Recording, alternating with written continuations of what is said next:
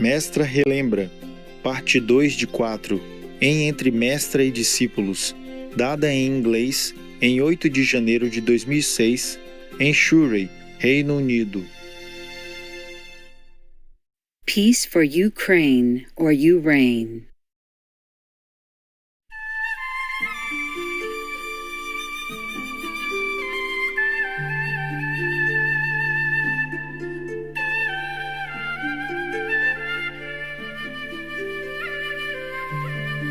Oh my God, I think that was the best time I have had up to now, compared to all the big buildings, big meditation halls, roomy houses and big houses, whatever, I never feel as good.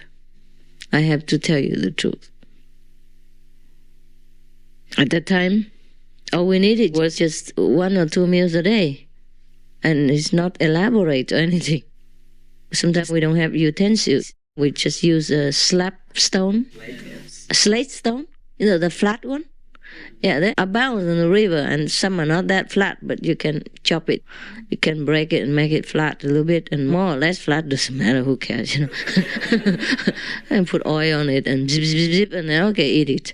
Or just barbecue or cook something. Use small utensils and cook 1 or 2 pots. Everybody eats together. Afterward, we had dessert even.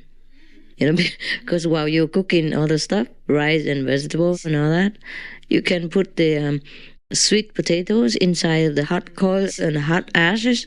After you finish cooking, eat your meal and everything, you take it out and it's just ripe. It's just right. I eat it like dessert. And at that time, I even make wine. Remember the vegan wine? I don't know if you know about it. I don't think. You are another generation. And I make wine of those juices and herbs and stuff. And it tastes so beautiful.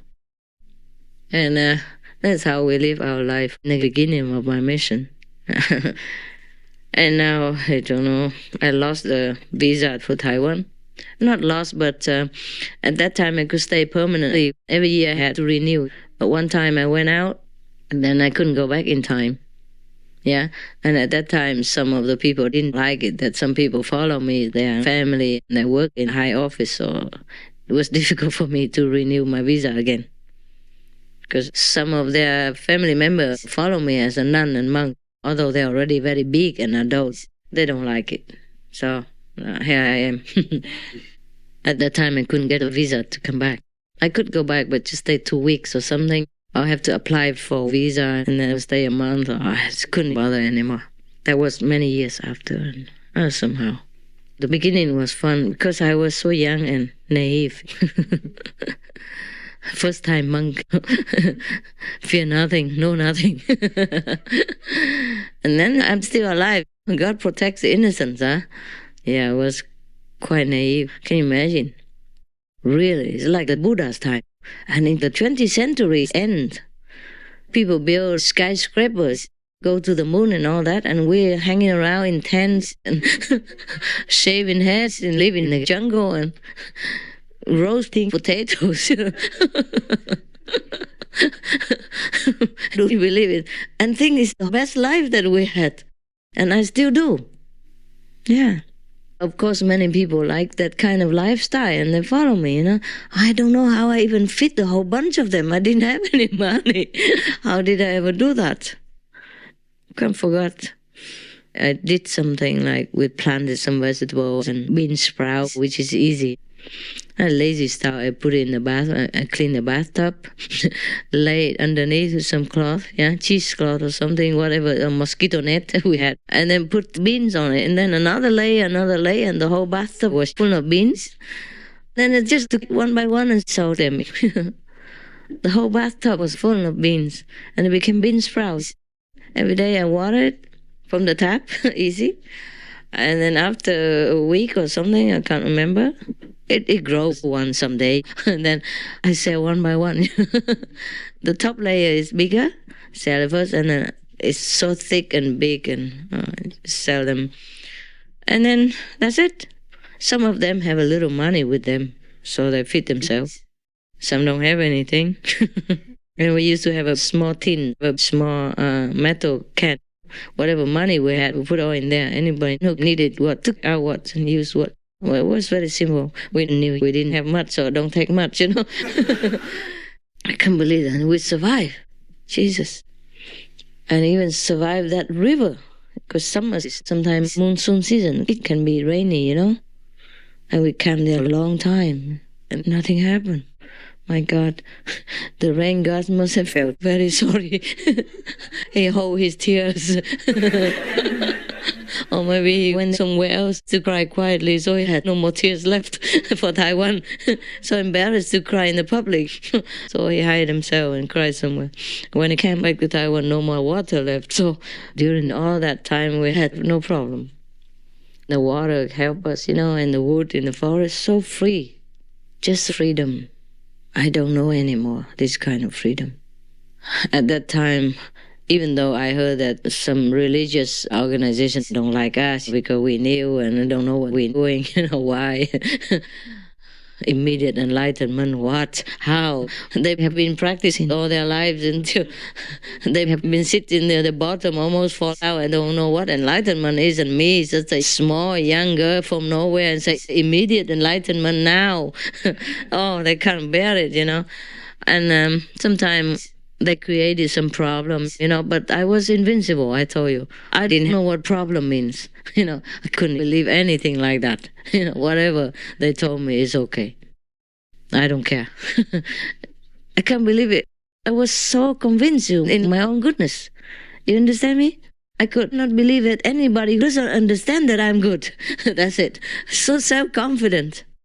But the world has been showing me differently. After 20 years, you know a little difference. Yeah. My God. That was a good time. I was so naive, you know, I wouldn't know what's the difference. Yeah? Between a cobra and a duck. Maybe not. Yeah, because I used to live in the mountains. I've seen snakes everywhere. In India, there are snakes everywhere. And centipedes and scorpion, they sleep together with me, you know, in the bed. When you get up, sometimes you see them crawling around or under your pillow. I'm not kidding, it happened to me.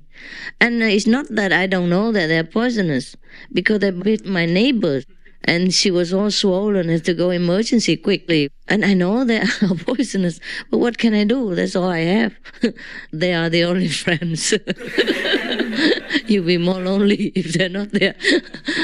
Yeah. And sometimes I can't believe it now. When I look back, I was really invincible and almost stupid, you know. Who would do that? So young and a woman alone walk around in the forest at night. No flashlight, can't afford it. And I even see the road. It's not like outside the road here, you know, you can feel the way. Because sometimes I go to some temple or see the teacher or master or some yoga, whatever. And I forgot the time. And when I came back, it's so late and I still got home. Believe it or not, there's no moonlight or nothing. How did I get home? Now I can't even remember how I did it, but I did. And it's really puzzling to me now, you know, but I did all that stupid stuff. Sleeping on the mud ground. I had only one sleeping bag and two pajama-like clothes, like the Punjab clothes, you know, just a tunic, really thin cotton, cheap cotton, and the trousers. That's that. And survive all this. And how did I do that? I mean, I was just a woman. How did I even do that? I forgot. I must have been well organized. But I never felt more free than at that time, the time that we camped on the riverbank. Yeah. But it was a better climate than here, you know? Taiwan, in the south. Well, sometimes it could be very cold, but I don't know. We were okay then. Huh? Less rain? I guess less rain, but we had tents, so it doesn't matter. And when 4 people, the heat is high, so even if you're wet, you dry in no time. Magic, you know? Yeah. And we go wander from one place to another sometimes. It was really a wandering life. Yeah, I couldn't stay in somewhere too long, you know, sometimes. For some different reasons, some people asked us to go somewhere else, and we didn't want to bother them. Later on, I was more known, and people asked me to go in their houses sometimes. But I had A lot of people with me, 20, 40, 30, well, how to go in there? Didn't want to bother, and we already kept the principle that we don't bother people. So we just stay outside camp. And then went to lecture at night, Even the first couple of times I lecture, it was in a big hall and a lot of people came in. And everybody already liked it. And so he said, oh, master this, master that. And they thought I have a temple like everybody else, in Taiwan, If you go talking like that, you must have a temple. And many disciples following already. They didn't know I live in a tent on the riverbank and roasted my potatoes at midnight on New Year's Eve.